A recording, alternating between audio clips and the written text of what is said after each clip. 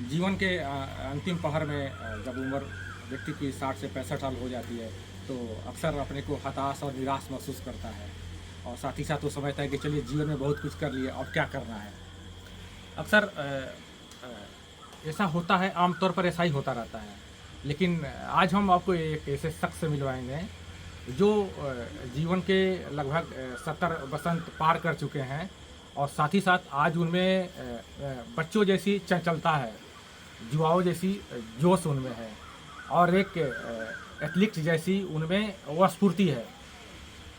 और वो आज अपने जो जीवन के, जिसको हम लोग कहते हैं कि अंतिम पार है, वहाँ से एक नई पारी की जीवन की शुरुआत कर रहे हैं। ये हम सब के लिए, बुजुर्गों के लिए या युवाओं के लिए एक प्रेरणा के स्रोत हैं। आज हम उन्हीं से परिचय करवाते हैं। तो राज साहब, सबसे पहले आपका एफपीओ बुलेटिन चैनल में हार्दिक स्वागत है। Thank you. तो सबसे पहले आप अपना परिचय दीजिए हमारे दर्शकों को। मैं बिहार के अररिया जिला अंतर्गत नरपत प्रखंड के मृदौल गांव का निवासी जी बीआईटी सिंदरी से इलेक्ट्रिकल इंजीनियरिंग की डिग्री लेकर पहले बोकारो स्टील प्लांट, जी फिर बिहार राज्य विद्युत बोर्ड की नौकरी की। जी जी नौकरी के दरमियान मैंने ग्रामीण विद्युतीकरण, संरचनात्मक आधुनिकीकरण जी और कंप्यूटरीकरण के क्षेत्र में अनेकानेक कार्य किए। जी साथ ही अपने दुर्गम गांव सहित 7 गांव में बिजली और टेलीफोन पहुंचाया।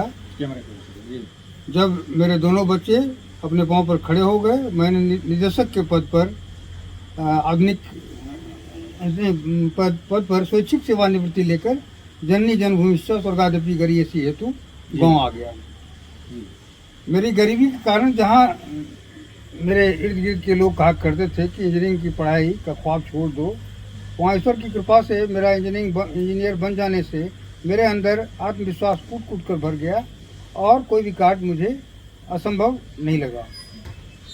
मुझे लगा कि मुझे किसी क्षेत्र में भी कुछ योगदान देने की आवश्यकता है। तो सर, अक्सर जीवन के जो 60-65 साल जो पार कर जाते हैं, 70 साल पार कर जाते हैं, तो आराम की जीवन चाहते हैं या फिर नॉर्मल लाइफ हो जाते हैं या सोचते हैं कि चलिए अब क्या करना है। तो आमतौर पर यही धारणा है, लेकिन आपने उल्टी गंगा बहाने की कैसे सोच ली, कैसे विचार आया?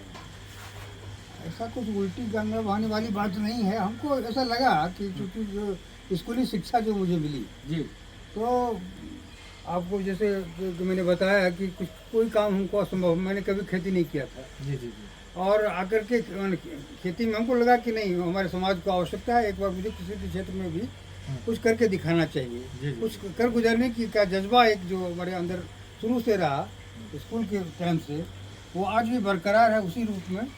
और जहाँ जहाँ मुझे लगता है कि नहीं, मुझे योगदान देने की आवश्यकता है, मैं चला आता हूँ और मुझे कुछ असंभव जैसा नहीं लगता है कि नहीं होगा, और कुछ करके मैंने दिखाया भी है।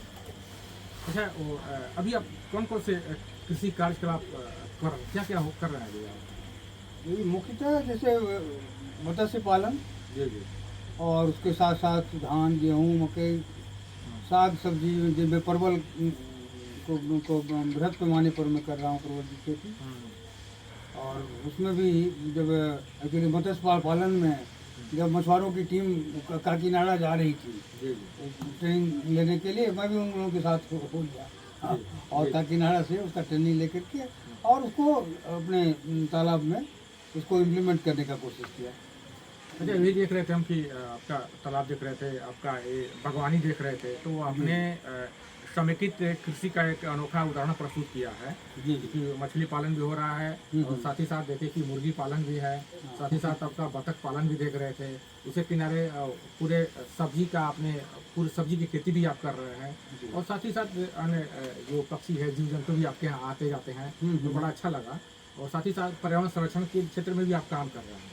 तो ये सब कर रहे हैं, तो इतना काम कर रहे हैं, तो क्या है, आपने कभी सोचा कि या कभी ऐसा कोई कि गवर्नमेंट की बहुत सारी योजनाएं हैं मत्स्य पालन के क्षेत्र में या कृषि के क्षेत्र में या बागवानी के क्षेत्र में, उसका लाभ लें, कभी प्रयास किया आपने या उसका लाभ मिला कि नहीं आपको?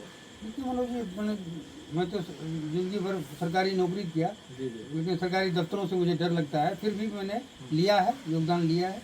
और बहुत जद्दोजहद के बाद, क्योंकि मेरा एक बहुत बड़ा स्ट्रेंथ है कि हमने जीवन में 5 रुपया घूस नहीं दिया। जी जी जी मेरे की बात तो छोड़ दीजिए। जी जी जी तो मतलब कि ऐसे में जो है तो बहुत ये कठिन सा काम है। तो कोई ये जो अब क्या अनुदान सहायता अनुदान सहायता की बात जो है, लेकिन हमने लिया है, लिया। लिया है। अच्छा, उसमें क्या क्या परेशानी होती है, क्यों नहीं लोग नहीं ले पाते हैं, या फिर आपको अपना अनुभव बताइए कि किसी तरह की अनुदान सहायता लेने के लिए क्या क्या परेशानी का सामना करना पड़ता है? परेशानी ज़्यादा कुछ नहीं है, जी, जी। वही है टेबल पर जो है कुछ पहुँचाइए। जी जी वो जी तो जी जी टिपिकल जो सरकारी नौकरी का जो हिसाब किताब है। जी, जी। इसलिए हम काकीनाडा में जो गए थे, जी, जी। वहाँ पर भी आंध्रा ऐसे हमारे नज़र में बहुत मतलब डेवलप्ड स्टेट में आता था। और वहाँ पर भी जब मछुआरों ने कहा कि वो अनुदान के चक्कर में मत रहिए, नहीं तो कुछ नहीं कर पाइएगा। जी जी जी तो वही बात है, लोग तंग करते हैं कि क्यों ना जी, उनको जी। घूस दीजिए। उसके बाद ही काम हाँ होता है। हाँ, वो इसे- डायरेक्ट इसे- डायरेक्ट नहीं बोलते जी, हैं, जी। लेकिन इनडायरेक्टली जो है। इसे इच्छा शक्ति कम होती है, हाँ। आदमी भी निराश होता है और जी, प्रोत्साहन नहीं मिल पाता जी है। जी इसे आपके अंदर जो आगे बढ़ने की जो जज्बा है जी। वो हरास भी होता है उससे। हरस हमें समय की बर्बादी होती है, हाँ, बिल्कुल। धन की बर्बादी होती है, दौड़ते हैं जी हाँ, बिल्कुल सही कहा। अच्छा, एक बात बताइए कि आप इतना कुछ काम कर रहे थे, जी जी। रिकॉर्ड को इतना कुछ किया, तो थोड़ा सा हमको क्या उसकी इनकम हो रही है, क्या आपका है, लाभ में है या घाटे में है? आपका चूंकि क्षेत्र बिल्कुल भिन्न रहा, पहले तो सरकारी नौकरी में रहे, हमको लगता है कि तो उस समय आपको खेती बाड़ी से दूर दूर का नाता नहीं रहा होगा, बिल्कुल। बिल्कुल नया क्षेत्र था। हाँ, तो अभी क्या स्थिति है, 5-10 साल से कर रहे हैं लगभग? हाँ हाँ, तो ये है कि अभी क्या अभी स्थिति है? शुरू में तो हम घाटा का सौदा कर रहे थे, जी जी लेकिन हमको उम्मीद था जी, और जी। आज भी है कि थोड़ा सा और इम्प्रूव कर दें। जी। तो हम जो ग्राम सभा में जाकर के लोगों को पेश करें कि हमने ऐसा किया, इतना इनपुट लगाया, ये एफर्ट लगाया तो ये पाया। इससे ये मतलब लोगों को कुछ प्रेरणा मिल सके कि साहब नहीं, जब इस उम्र में हम कर सकते हैं तो और लोग भी कर सकते हैं, ऐसा कुछ नहीं है। तो अभी हमको नो प्रॉफिट नो लॉस के स्टेज में अच्छा, मतलब नुकसान नहीं हो रहा है? नुकसान नहीं है। अच्छा, आप बहुत सारे लोग देखते हैं कि आपके यहाँ श्रमिक काम भी करते हैं, जी तो जी, आपके यहाँ कितने लोग अभी जीविकोपार्जन चल रहा है, आपके यहाँ रोजगार दिए होंगे कितने लोग? करीब करीब 10-12 परिवार जो है। आपके चलते हाँ। उसका जीवन यापन हो रहा है। जी ये भी एक बड़ी उपलब्धि है अगर समाज को कुछ दे रहे हैं। जी हाँ। अच्छा, ये बताइए कि ये तो आपका हो गया, व्यक्तिगत काम हो गया, उद्यम है, रोजगार भी दे रहा है, तो कोई सामाजिक दायित्व भी निर्वहन करते हैं क्या कि समाज, या कुछ आपकी सोच है क्या कि समाज के लिए भी और कुछ दायित्व का निर्वहन करें हम, ऐसा कुछ है? हाँ हाँ, है बिल्कुल है।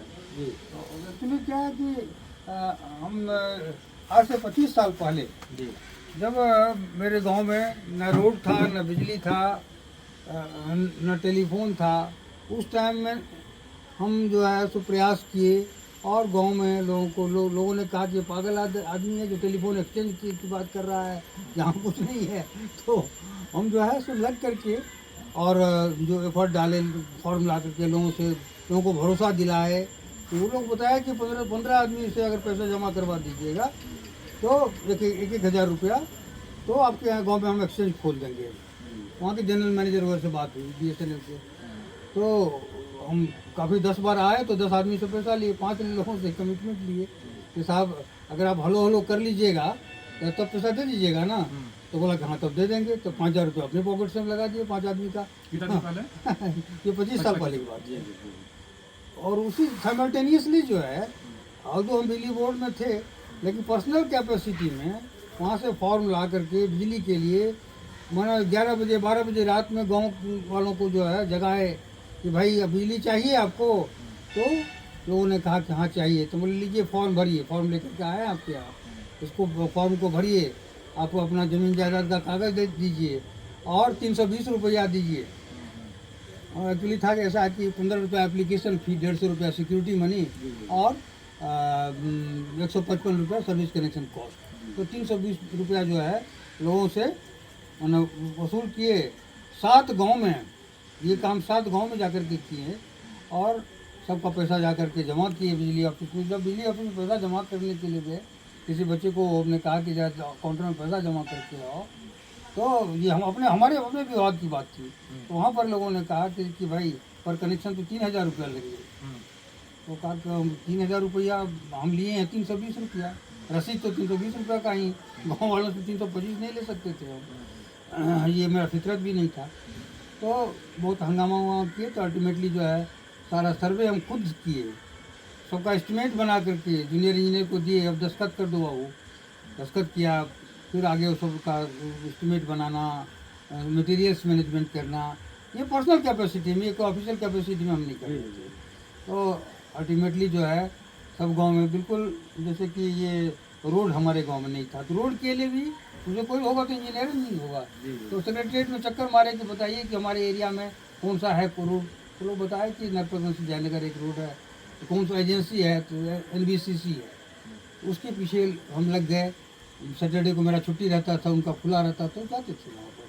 तो ये सब चीज़ लोग जो देखे, जो अपने यहाँ का पिछड़ापन जो देखे, तो हमको लगा कि नहीं, इसमें राजनीतिक जागरूकता की भी आवश्यकता है। लोग क्योंकि एजुकेशन नहीं है, तो मतलब लोग जब एजुकेटेड होंगे तभी तो क्या अच्छा है क्या बुरा है उसका डिस्टिंग्विश कर पाएंगे लोग।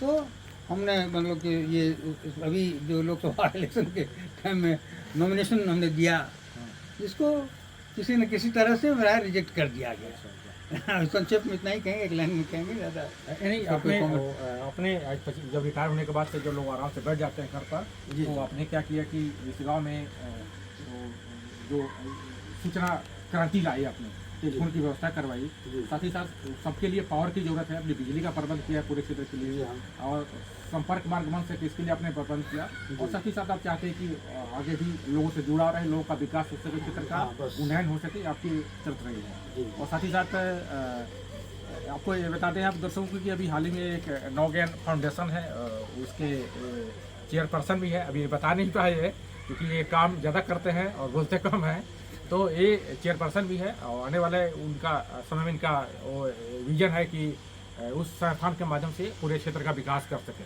अच्छा, ये जाते जाते एक बात थोड़ा हमको बताइए कि चलते चलते कि आज जब जुआ, हताश है, बेरोजगारी के चलते, और रोजगार की तलाश में शहर की ओर पलायन कर रहे हैं, या ऐसे बुजुर्ग जो आपकी अवस्था में है बिल्कुल हताश और निराश हो जाते हैं, उनके लिए आप क्या संदेश देना चाहेंगे? दोस्त हम तो यही कहेंगे कि कोई उसमें हताश होने की आवश्यकता नहीं है। आपके अंदर जो शक्ति है उसका भरपूर उपयोग कीजिए। और हम तो चाह रहे हैं कि ऐसे ही चलते फिरते जो है तो हमारा अंतिम समय जो है निकल जाए। अब देखें कि ईश्वर की इच्छा है, और इसलिए थोड़ा सा भी समय को हम बर्बाद नहीं कर रहे हैं। चलिए, आप हमारे चैनल के लिए इतना महत्वपूर्ण जानकारी दी, और आप सभी को अच्छा प्रेरणा मिली होगी, ताकि आप भी इस जज्बे को सलाम करेंगे कि इनमें जो आगे बढ़ने की जो अंदर से जो जज्बा है, जो फितरत है, जो जीवटता इनमें है, वो और लोगों में भी कूट कूट कर भरे, ताकि अपने तो आगे बढ़ सके ही और समाज को भी एक नई रोशनी दे सके। आप हमारे चैनल को इतना समय दिए, इसके लिए आपको बहुत बहुत धन्यवाद।